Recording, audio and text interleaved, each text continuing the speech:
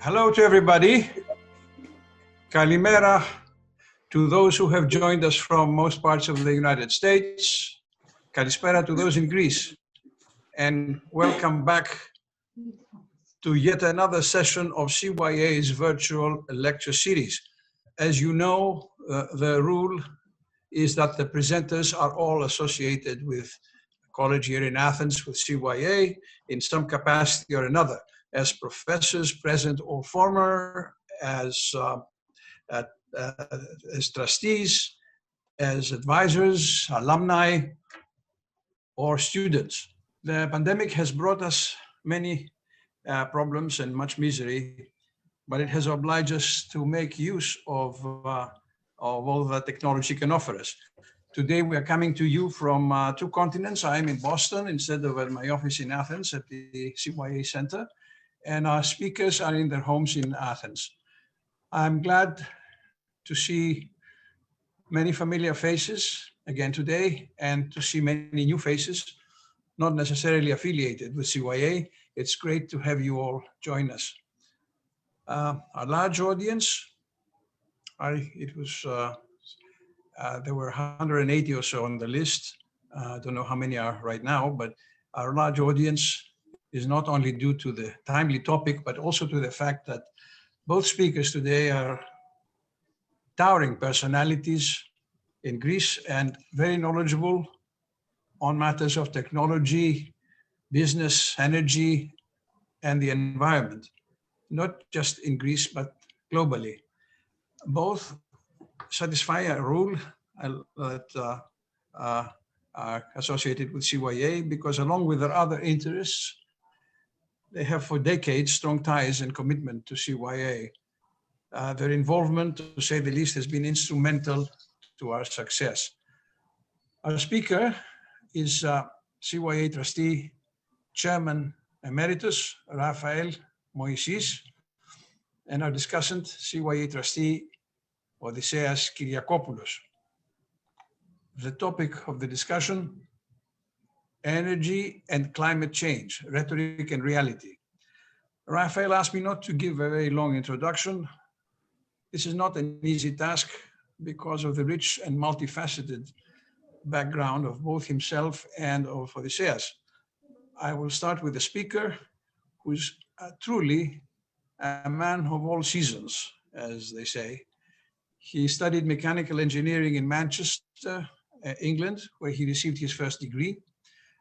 Then he followed his studies at MIT, where he was awarded his Master of Science and his Doctor of Science degrees. He started as an academic by being an assistant professor of mechanical engineering at MIT. In the private sector, when he started his professional life in Greece, he has been managing director of Kelvinator Hellas. He was a board member of S&B Industrial Minerals and chairman of Alpha Beta Vasilopoulos, the supermarkets. In the public sector, he has been deputy governor of ETVA, the Hellenic Industrial Development Bank. He was governor of ΔΕΗ, the Public Power Corporation. He was president of the Athens Metro, Attiko Metro, and president of the Public Gas Corporation, REPA. And lastly, chairman of the National Energy Strategy Council. He has a very extensive involvement in non-profit matters, and those include his position as founding chairman of the MIT Club of Greece. He was secretary and treasurer of the board of directors of Athens College. He was deputy chairman and acting CEO. He is now chairman emeritus at IOBE, the Foundation for Economic and Industrial Research. Chairman emeritus of our college here in Athens, and for many years, vice president of college here in Athens. He was a member of the executive committee of SEV, the Hellenic Federation of Enterprises. He was chairman of ALMA, the Graduate Business School, treasurer of the food bank Foundation and member of the Athens Academy Energy Committee. In 1982, he was named Officer of the Légion d'Honneur by the President of the Republic of France, and in 2008, Commander of the Order of the Crown of the Kingdom of Belgium. It's a pleasure and an honor to have Raphael with us today. And Raphael will be joined virtually by our mutual friend and CYA Trustee Ulysses Kyriacopoulos. Ulysses is a successful entrepreneur and has led a family business in industrial minerals for 30 years. He studied mining engineering in Austria at the University of Leuven and in England at the University of Newcastle upon Tyne. He holds an MBA from INSEAD, the European Institute of Business Administration. He also has an involvement in nonprofit matters, extensive involvement in nonprofit matters. He's currently a trustee of college here in Athens and of the Alba Business School. He has also served on many boards of companies in Greece and abroad. He was a member of the board of IOBE, where he served as chairman from 2011 to 2014, and now he's a member of the board of Emeritus, of the Emeritus Group, and the ASK Chemicals and ASK Chemicals. Odysseas has also been chairman of SEV, the Hellenic Federation of Enterprises, in the early 2000s. He was vice president of UNICEF, the organization called Business Europe, and of Hellenic Exchange Holdings. He was president of the board of directors of the Greek National Opera in 2006 to 9, and a member of the General Council of the Bank of Greece for the first 10 years of the 2000 that decade. Odysseas will facilitate a discussion and offer an intervention after Raphael concludes his presentation. Before I pass on the floor to him, to Odysseas, may I remind you all that this session is being recorded and the discussion will be saved and archived for future use by CYA. Those who might prefer not to be videoed or recorded should switch off their cameras. We bring this service to our audience in celebration of the oldest study abroad program in Greece, and wish all our viewers good health during this difficult time. It will be a happy day when we do not have these things keep us away from each other, and we can meet again in person, all of us, friends of CYA, alumni, students, and friends. Odysseas, the floor is yours. Thank you very much, Alexi. As you mentioned, I'll be helping facilitate the procedures for today's virtual lecture. Today's topic is on energy and climate change. Raphael will help us understand what is the rhetoric and what is the reality behind this very ambitious plan. Ladies and gentlemen, energy has been in the heart of the European project since its foundation more than 60 years ago. It all started with the coal and steel community. A lot has happened during this long period. However, Europe still depends greatly on imports of more than 50% of its energy. For European industry and Greek manufacturing, energy cost has always been higher, something between 10 and 20% higher than the same cost on the other side of the Atlantic, putting European industry and European products at a disadvantage. Now, a new era of cooperation is required and is proposed with the so-called European Green Deal and the Energy Union. The project was launched by the previous EU Commissioner, Juncker, and today's webinar and lecture is very interesting as it addresses a lot all those initiatives. Now, there's nobody better than Raphael Moissis to address the issue. I'm not going to repeat his very elaborate CV, but there are at least three things we need to mention.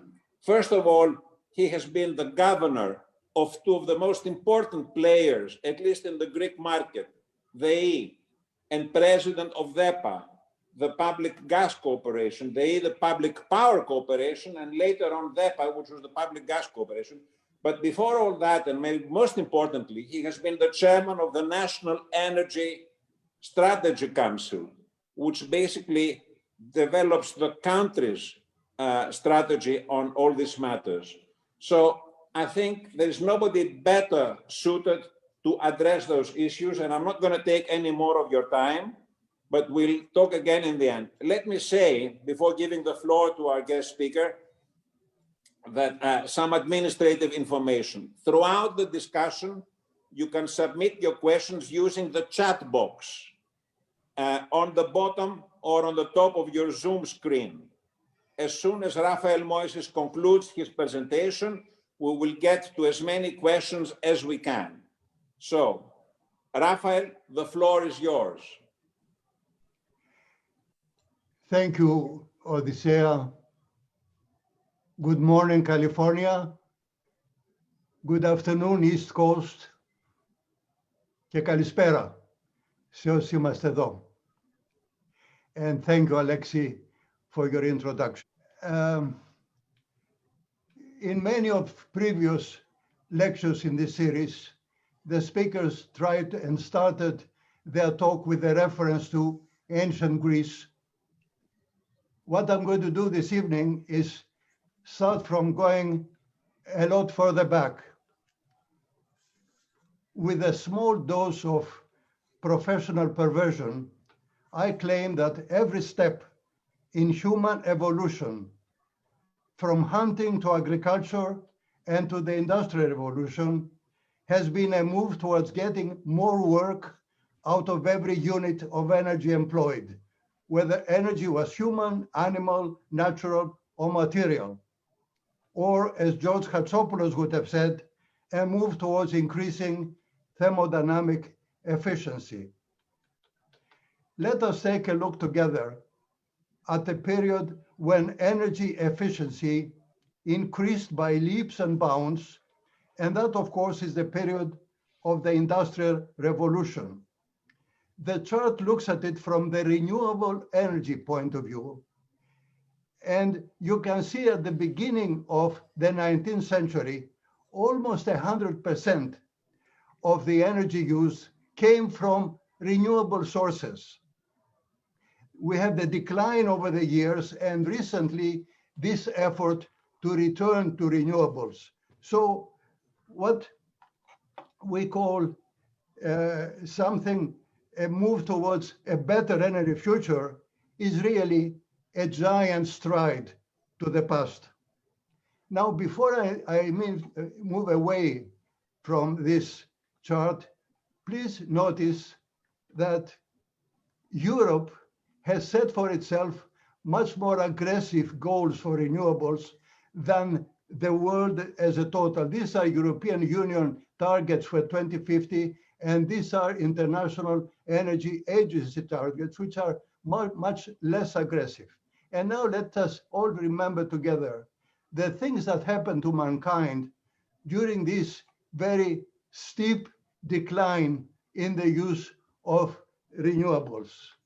Compared to 250 years ago, an average citizen in a developed country uses 50 times more energy, travels 250 times longer distances, enjoys 27,500 times more lighting, income has multiplied by 20, and life expectancy has increased from 40 years, less than 40 years, to more than 80 years.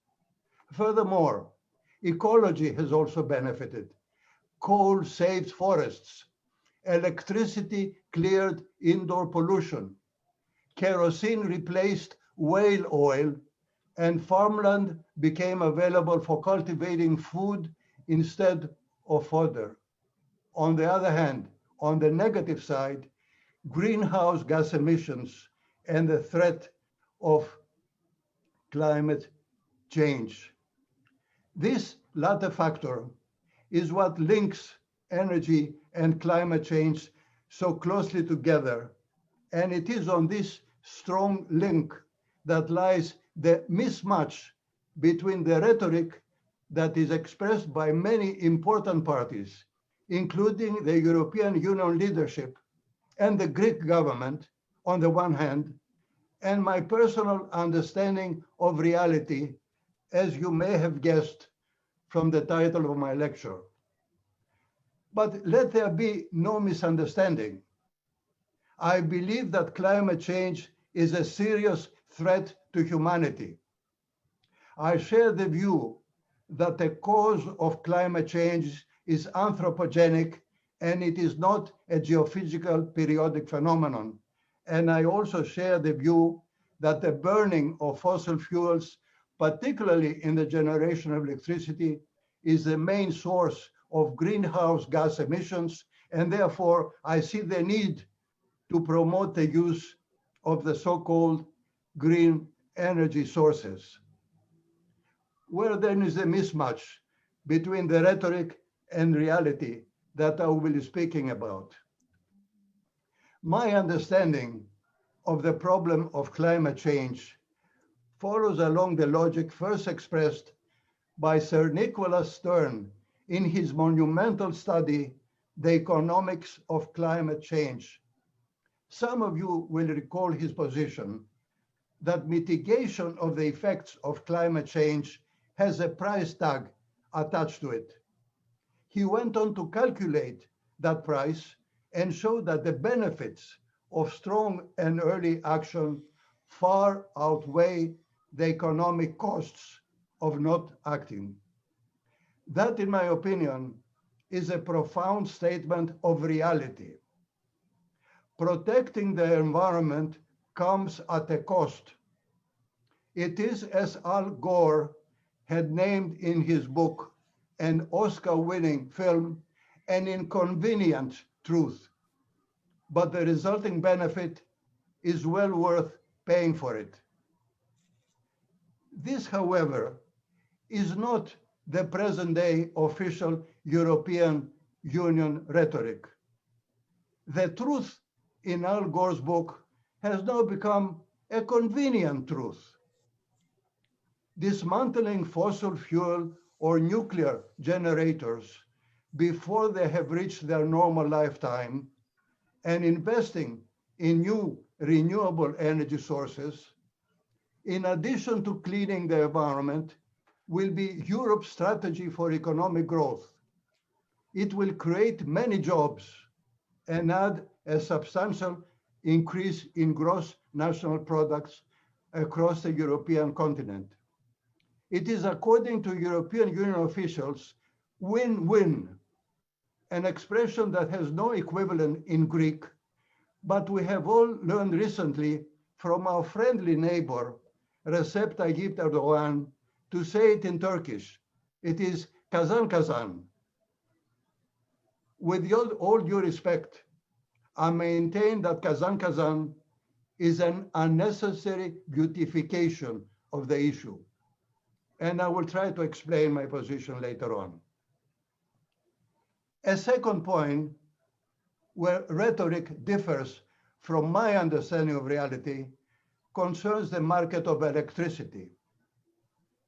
Electricity, we must remember, will be much more important in the future than it is today because several types of consumption will switch from their present fuel to electricity.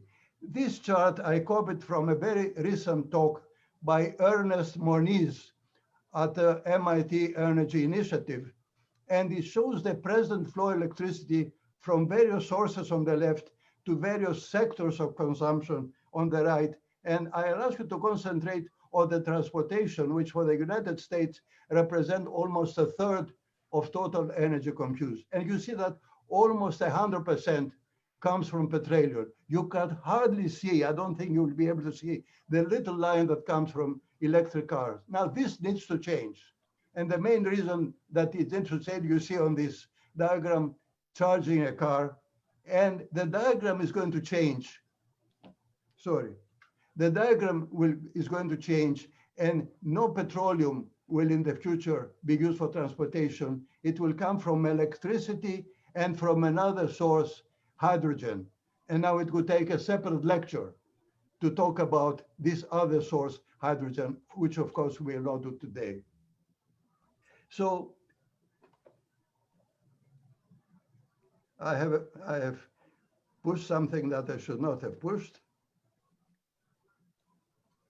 Okay. So the rhetoric tells us that opening up the electricity market to privatization and free competition will result in cheaper tariffs for the consumer and more competitive costs for European industry. I have no crystal ball that can tell me whether this privatization and opening to competition will eventually result in cheaper electricity. I do know that it hasn't happened yet.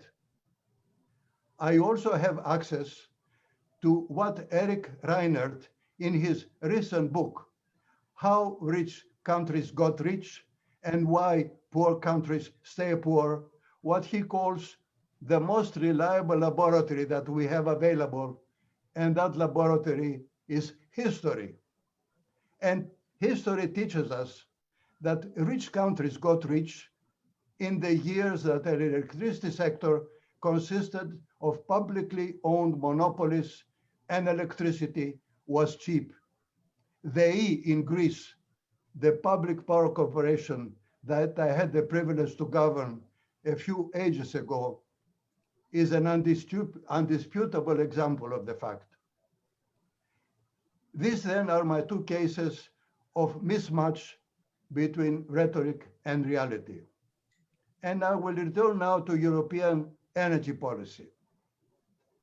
The first important energy package that the European Commission introduced was the famous policy of the 520s. The policy dictated a 20% cut in greenhouse gas emissions, a 20% of EU energy coming from renewables, and a 20% improvement in energy efficiency, all by the year 2020. 520s on the whole. And the above always appear to me as language emanating from Madison Avenue advertisers and not from any scientific analysis. Why 20, 20, and 20 by 20 and 20, and not 17, 18, and 19 by 2021? I pretentiously wondered. Now, the rhetoric element, thus, has been in the European Union energy policy from day one and has continued to this day. The CEP, Clean Energy Package, was former EU Chairman Juncker's last word, and the Green Deal was Ursula von der Leyen's inaugural mission statement. The huge 1.8 trillion euro recovery and resilience mechanism that will address the economic consequences of COVID-19 is also green in color. Are these prospects realistic? Again, the future will tell, but that old stubborn laboratory of history has a different view. Now, I've prepared this chart myself from official data, of course, and it shows the aggregate total GNP growth and percentage change in greenhouse gas emissions for all European Union countries and the United States from 2001 to 2018. And I will keep this chart on the screen for a few moments and see what it tells us, and perhaps more important, what it does not. First, of course, there is large disparity. There appears to be no clear correlation between emissions and GNP. This, in a subtle way, is good news, because in the past, prosperity went hand in hand with more energy and more pollution. Second, some really good news. Look at Ireland, Romania, Malta, and Slovenia, even the USA. Good GNP growth and good emissions reduction. So Kazan is feasible under certain conditions. Third, on the negative side, Greece and Italy exhibit an impressive performance on emission reductions, but do very badly on the economy side. Emission reductions in their case, however, was a result of deep economic crisis and disinvestment in brown activity with little or no investment in green. We should therefore not rush to draw negative conclusions from these countries. Fourth, let us look at countries like Denmark, where we know that a conciliation effort for green was promoted. We see indeed very good emission reductions, but GNP growth is really feeble. And therefore, my whole conclusion is that although green energy needs to be the choice, at least for America and for Europe, economic growth does not come along on a silver platter. There are, in fact, a number of issues and a number of questions as to whether this choice is a means for maximizing economic growth. Yes, investing in green energy will create jobs, but question one, where will this employment be located? In Europe or mostly in China? Will the employment continue when the equipment is in operation? Or question two, will it be limited to the transition to the construction stage? And there's a lot of discussion about this. And I show you of many studies that have been applied. I picked up a typical one, and it says each $1 million invested to shift from brown to green energy will create a net increase of 5 jobs. Wonderful news. But then the same study a little further down, we focus on employment impacts in the short to medium term and leave aside the long-term comparison of operations and maintenance employment. And you all travel along the countryside, no matter where you live, where you can see all these wind turbines and photovoltaic units or parks. Do you see anybody working anywhere close by? I bet you don't. Yes, green investment, as all investments, will create economic growth. But will this contribute to competitiveness by reducing costs? Or is this a case similar to the Frédéric Bastiat parable? Now, Frédéric Bastiat was a French economist who way back in 1850 developed this parable. It starts with a beautiful boulangerie pâtisserie somewhere in France. You can almost smell the fresh banquet in there. A naughty boy throws a stone and breaks the baker's shop window, and the baker has to install a new one. So a job is created for the glazier and income for the glassmaker, which is very good. We should therefore encourage many naughty boys to break all bakers of windows, thus creating a surge in employment and lots of GNP. Now, there's a small detail that, believe it or not, took quite some time for 19th century economists to realize. To recover the expense of the break and repair process, the bakers had to increase the price of bread. And I will let you draw your own undesirable parallel conclusions.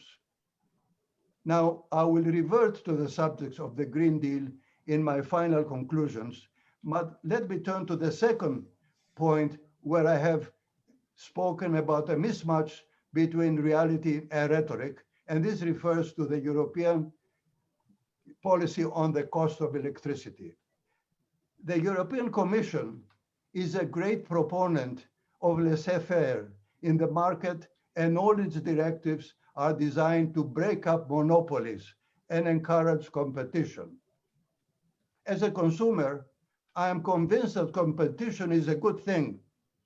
It's good in retailing, in manufacturing, in banking, and in almost all kinds of services that I use, including air travel. In my younger days, I enjoyed the process of selecting the most convenient flight, comparing the equipment and the amenities offered by different airlines, taking advantage, in other words, of the benefits of competition. Except for one thing, all flights took off and landed in common runways. The reason is well understood. Airport runways belong in the same category as electricity grids, fixed telephone cables, or water and gas pipelines, which are all, by their nature, physical monopolies. The European Commission, being of course aware of this, directs member states to break up or unbundle, is the established term, the electricity industry into the generation, transmission, distribution, and marketing functions, each to be under different ownership, preferably privatized, with generation and marketing at the two ends open to competition, while transmission and distribution remain monopolies. Now, this situation enforces two incompatible types of coexistence. First, open competition in generation and marketing must coexist and compete with monopolies in transmission and distribution. Second, private sector enterprises must coexist with public ownership because the social element in electricity needs to be protected by the state's presence in at least some parts of the system. These two coexistences create a most complicated situation that has to be regulated by competent authorities like RAE here in Greece and administered by complicated processes such as NOME, target models, stock exchanges, and so on, so that the customer will enjoy cheaper electricity and European industry become more competitive. Personally, I sincerely hope that someday in the future, this will indeed be achieved. Meanwhile, however, that stubborn laboratory of history relates a different story. Not long ago in California, PG&E in San Francisco was the third privatized utility that the state or the municipalities had to salvage from bankruptcy after Sacramento and Los Angeles. Electricity tariffs have continued on their upward trend, net of inflation, as seen, for example, in the following charts. This is for European consumers before and after taxes, but after inflation, prices are going up. This is for industry in Europe, before and after taxes, prices are going up. And you may tell me, okay, this happens everywhere. No, sir, it does not. It is not happening in Japan. It is not happening in China. It does not happen even in the USA. It's something that is happening only in Europe. So something appears to be wrong. Now, please be prepared for a shock, an electroshock, in fact. The Israel Electric Corporation remains a completely integrated electric utility in the state of Israel, which owns approximately 99.85% of the company. No dividing line, no unbundling. 1, 2, 3, and 4 under the same ownership. It appears that my co-religionists, who are reputed to have mastered the rules of commerce from their cradle, are still to learn the benefits of unbundling in electricity. Or perhaps they're perplexed because electricity prices in Israel are lower than corresponding ones in Europe. And now let me come to my conclusions and suggestions for the two pillars of the European Union Energy Green Deal and laissez-faire electricity that I have discussed. On electricity, it is my considered opinion that monopoly at the national level for smaller nations or at provincial level for the larger is the most cost-effective model for the power industry, cost effectiveness resulting from simplicity of power management and from economies of scale of integrated system.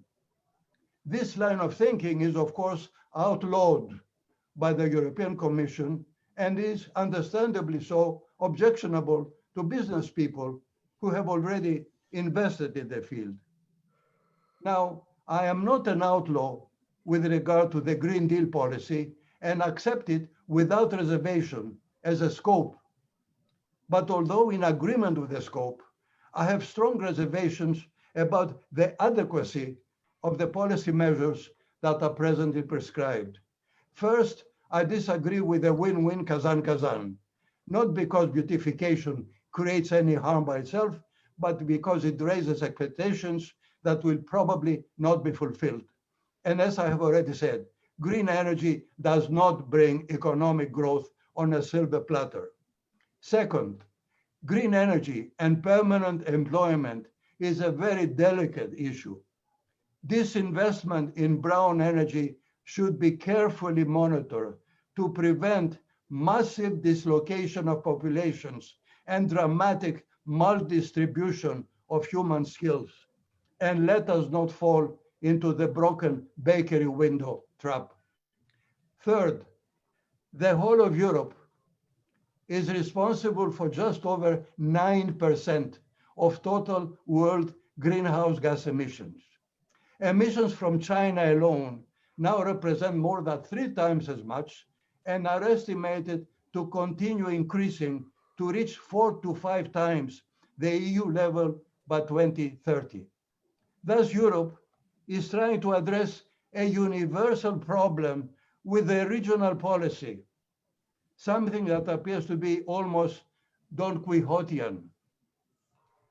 Fourth, admittedly a highly polarized issue. The Commission should give up its timid position on the use of nuclear energy and promote it as the most immediate and most effective means of combating climate change.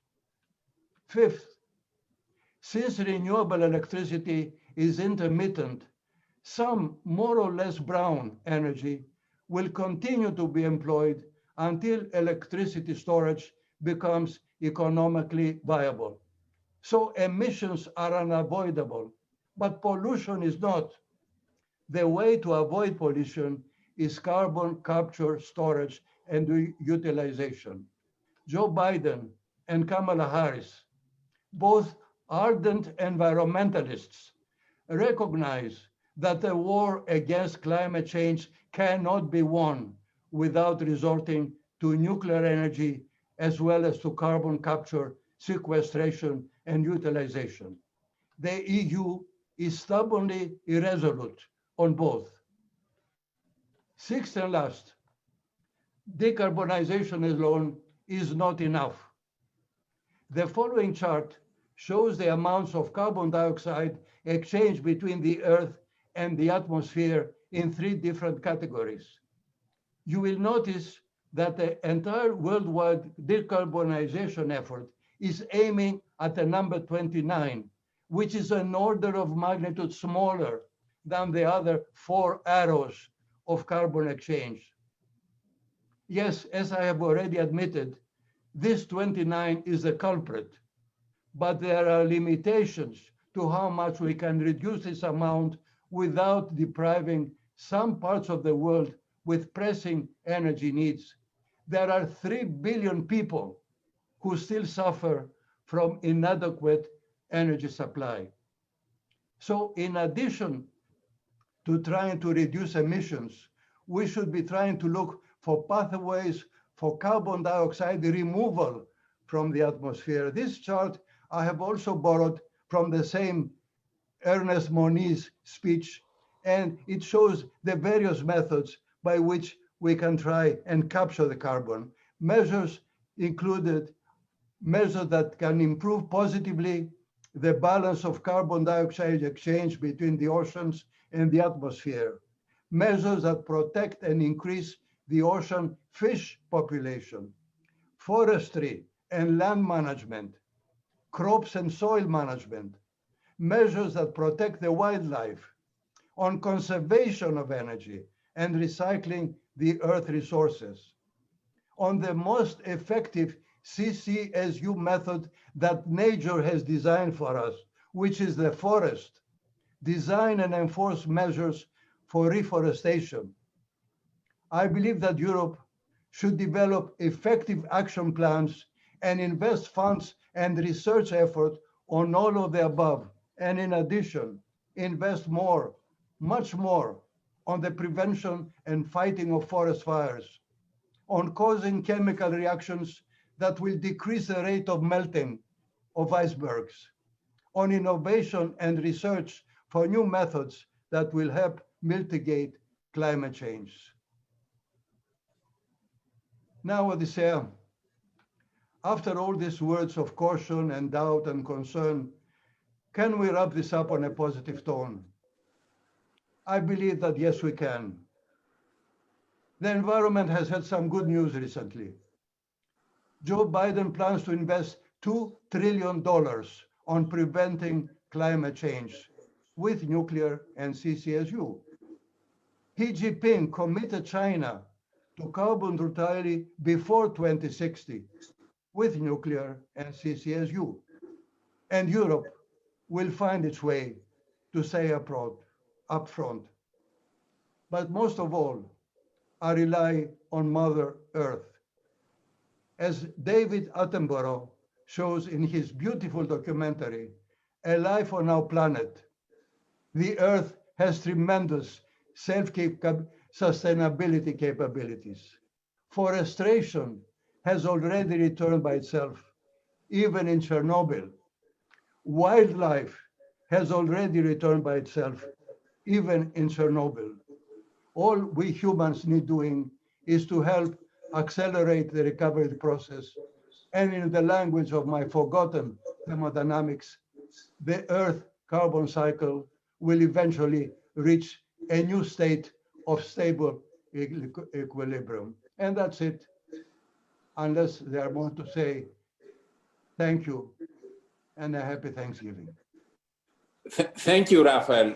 This was most interesting and very enlightening, and you have yourself put some interesting issues on the table for us to discuss. Before I put some comments and some questions myself, I see there are several questions by our participants, and I will pass some on to you, so maybe you can address some of them. One of them comes from Elaine Rigas in Washington, DC. She would like you to make some comments, if you know something, about the US Green Deal plan. How realistic is it? Your last comments on the new president's ambitions sounded very, very positive. Can you make some comments on the Congress Green Deal plan? Well, if you take the trouble to open up the pre-election platform of the Republican Party, you'll see a detailed list of activities that are planned. Of course, the $2 trillion extend for a long period of time, but there's a lot of things that are being promised to develop a lot of green activity. There's a very detailed plan, including, renovation of housings for energy saving and also other things along that nature, but a lot of green installations. Nuclear is recognized as something that we have to live with it. And of course, the danger rate appears to be something that is no worse than any other industrial activity that we live with it. So I cannot go through a detailed list, but I refer you to the Republican Party platform, which is published. It is all over. Okay. Next. So, yes, there are a couple of comments in connection with the European policy and taxation on energy and the impact that has on the cost of energy. Can you make some comment on the issue of taxes and the way that differs in the US or in North America versus Europe, where we tend to put a lot of taxes on energy and thus making European production, manufacturing, let's say, less competitive? Well, the taxation on energy is not uniform across the various European Union countries. What is uniform is the sole carbon tax, which is really the thing that is worth discussing, perhaps a little more specially, because this is something that is applied and it has made electricity generation in our country, for example. We know that they was losing a lot of money because it's using lignite. Now, lignite did not awake some morning and found itself more expensive. We forced it to be more expensive by imposing the carbon tax. And I'm not making a criticism on this policy, but this is the important thing, that is in the effort to promote green, the cost of green production of photovoltaics and windmills has indeed decreased dramatically, but not so dramatically as to make carbon tax on lignite unnecessary. The competitiveness depends on the carbon tax, and this makes directly or indirectly European energy more expensive than in other places where they don't have this carbon tax application. Next. Now, as you know very well, the European plan is a very ambitious plan. And as you probably rightly say, it may have been a bit beautified to make it even more attractive than the actual numbers would be. However, I think that the dream by 2050 is for a different Europe, a Europe where there is more trust, more respect, more cooperation, and obviously more solidarity than it has been in the last few years.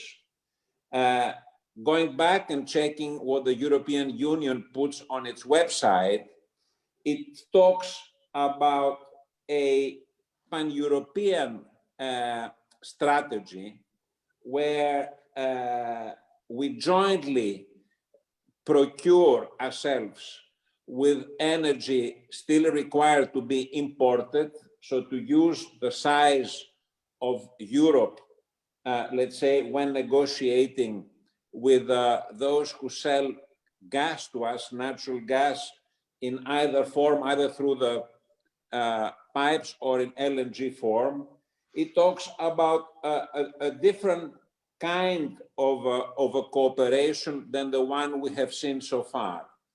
And this is, of course, very interesting because in Europe, we have a very different source of energy among the different countries.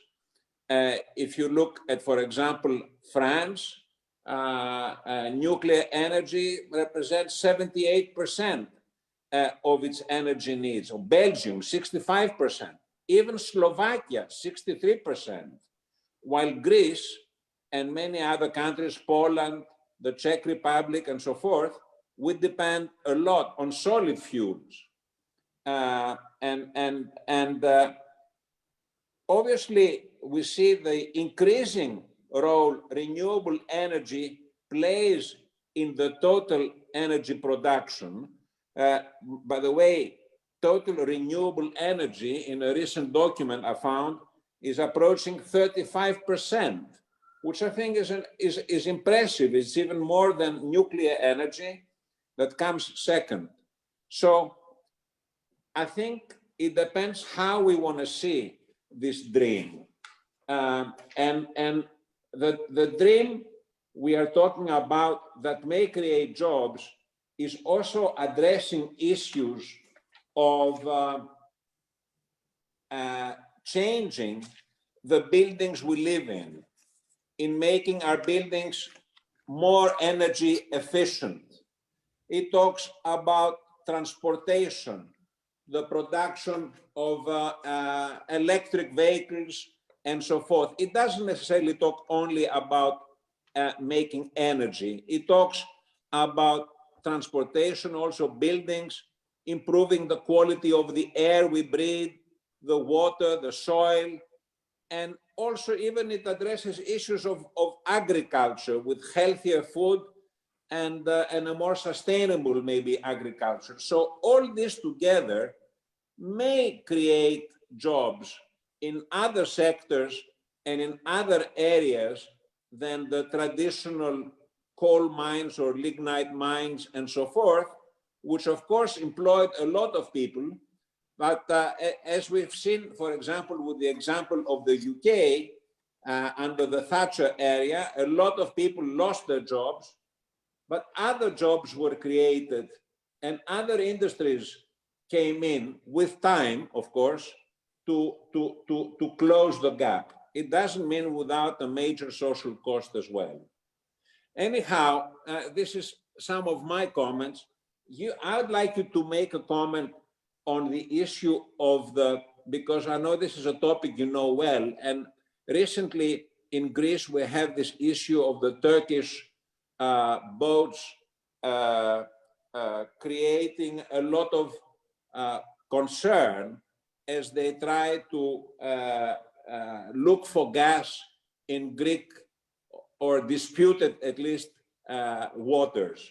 Now you have, I think, a view on the pipelines and a major link in the those sources, the ones that were discovered between, let's say, Israel and Cyprus, south of Cyprus, and the link, all that with the mainland of Greece, and then maybe Italy. And you also have in the past addressed the issue of LNG, which now has been covering more and more a big part of our need as a nation. And I would imagine for Europe, LNG is going to be something that's going to become much more important than it is today. Can you make some comments on that, Raphael? Odysseus, you've said so many interesting things. I find it hard where to start and where to stop. You mentioned conservation of energy. You mentioned buildings. I don't want to forget. If there is one issue where there is no disagreement between rhetoric and reality, between myself and the European Commission and the Greek government, is what they're doing for energy conservation, not only for buildings, but in general. This is very important. Now, you asked me particularly about natural gas. Is natural gas going to continue to be needed in 2050?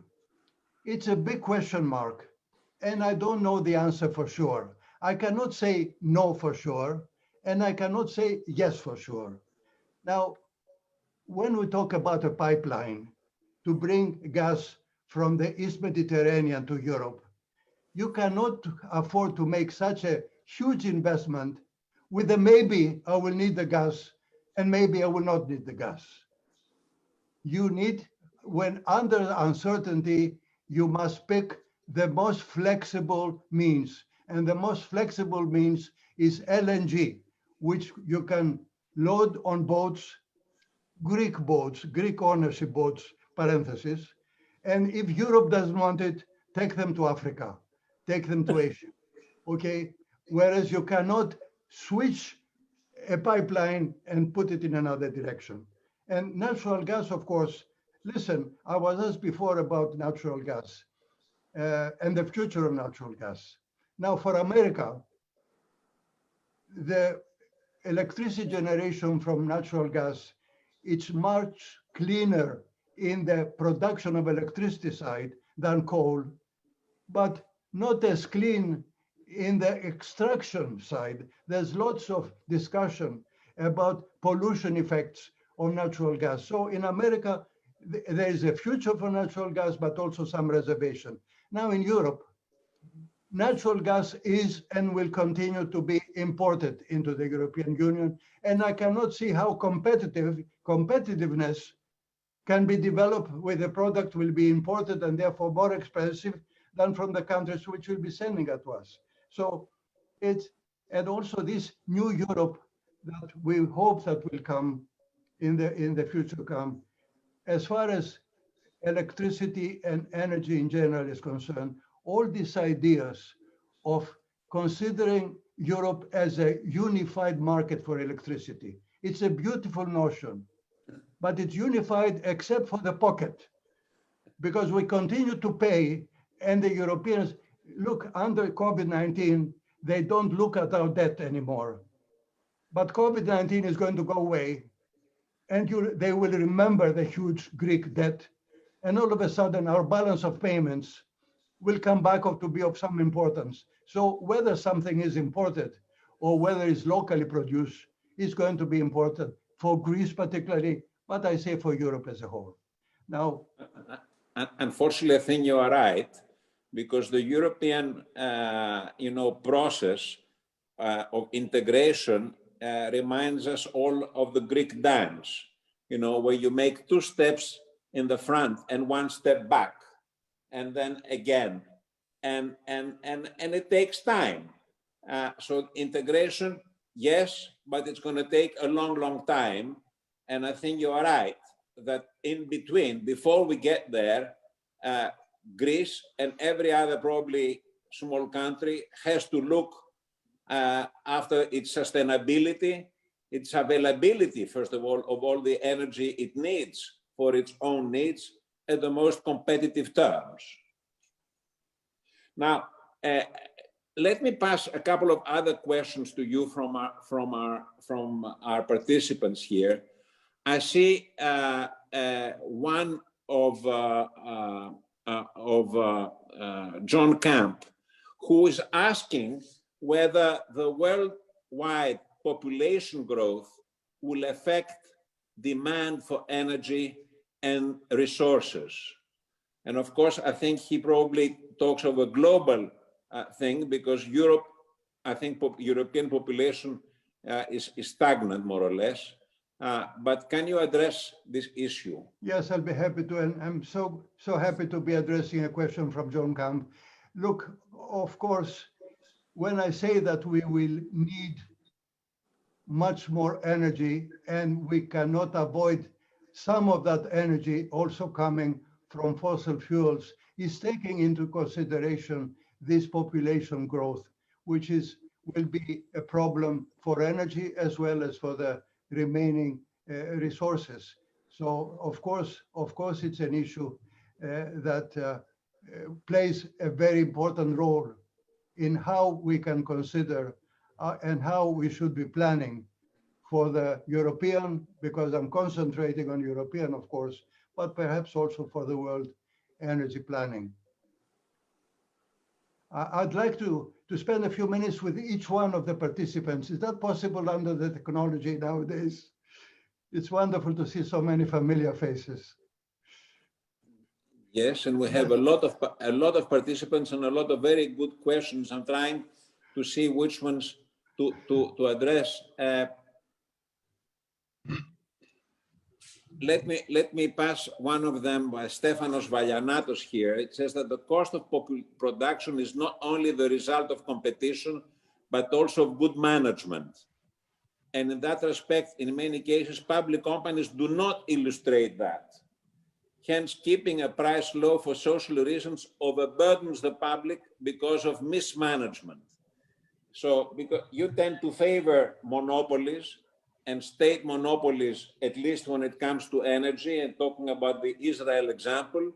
But in Greece, we have all seen the effects of state-run companies to the Greek taxpayer. and to the consumer?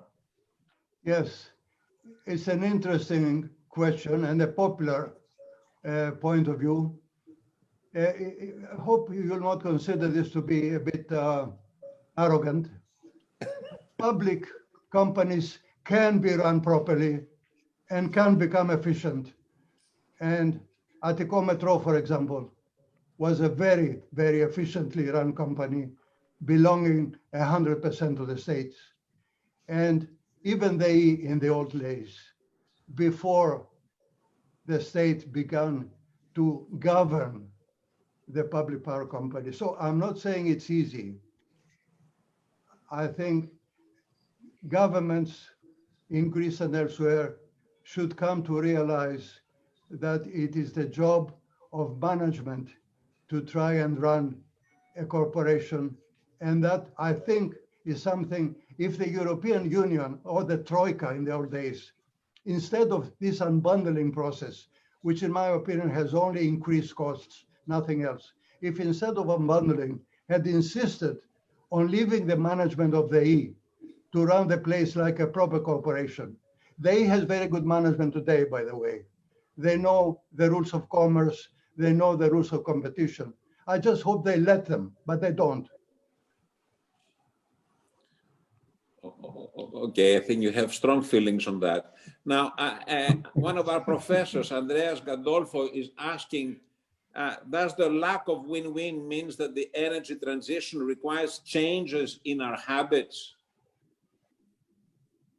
Well, changes in our habits happen for many, many reasons. I don't think energy is a principal cause or has not been a principal cause. I mean, look, if we had this meeting a year ago, who would have suspected that a pandemic would create such drastic changes in the details of our mode of life? So it happens. As we develop, we change, but we also retain a lot of our old habits. I don't think this is such a major issue. Peter Contis is asking, have we overlooked the energy efficiency as a major source for and a promising solution? Energy efficiency is important. There is ground for improving, and improvements have been made but I cannot see that if we look at the entire problem of energy needs all over the world. Of course, by using energy more efficiently, we can reduce by some percentage points the total amount of energy that will be used. But it's not going to be affected in a manner that changes the whole equation of energy supply and demand. It's important, don't misunderstand me, but importance does not mean that it's the predominant issue on planning for energy. Finally, one thing we didn't talk a lot about is solar. I think you did mention a few things, but Kostas Petropoulos is asking a question that relates to comments that was made by one of Sweden's ex-prime ministers. The ex-prime minister told Kostas that the cost of solar energy is dropping in something like Murphy's Law. And he would like to know whether really we see the future being more dependent on solar. I think solar and wind are both going to play their role. In some countries, like the Baltic Sea, the El Dorado for wind energy, by the way, is not in the Cyclades. It is in the Baltic and in the North Sea. We do have some in the Cyclades, but the possibility for wind is going to be much higher up in the north of Europe, and the sun is going to be more important in the south of Europe. Costs are decreasing dramatically for both solar and for wind. But I will repeat, not so dramatically as to make imposition of carbon tax on fossil fuels. If they were really so competitive, then we would not need to impose carbon taxes. They would stand on their own, just like the tractor took the place of the buffalo. It did not need any subsidies or any taxes. True. Listen, I think we have gone well over the planned time. It's now 12 minutes past 8 in Greece. And I think we need to wrap it up here. I want to thank Raphael very much for his presentation, which tried in a rather short time, in 30 minutes, to put all these very interesting issues on the table and clarify them with a very interesting dilemma of using the ancient Greek, I would say, approach to issues and of the rhetoric versus reality. I think we've all became richer. We've learned a lot. Thank you for your insight, and look forward to see all of you in the next webinar of CYA. Thank you. Thank you both and for addressing so eloquently and so well a very complex issue. I think you kept your audience riveted. You had over 100 people watching you from both continents, and really it was a great benefit to them and to all of us. Our next CYA virtual lecture will probably be on the 9th of December. We will keep you informed who the speakers will be. At this time, I want to say that this is in the United States anyway, Thanksgiving, pre-Thanksgiving season. I would like to offer a warm thank you to all those in the CYA community who have continually provided support to our institution. We're incredibly grateful to all who have helped us provide a life-changing educational experience for so many students in the last 60 years. Thank you all, and stay safe, keep out of trouble, and for those in the United States, have a good Thanksgiving. Thank you all. Bye-bye.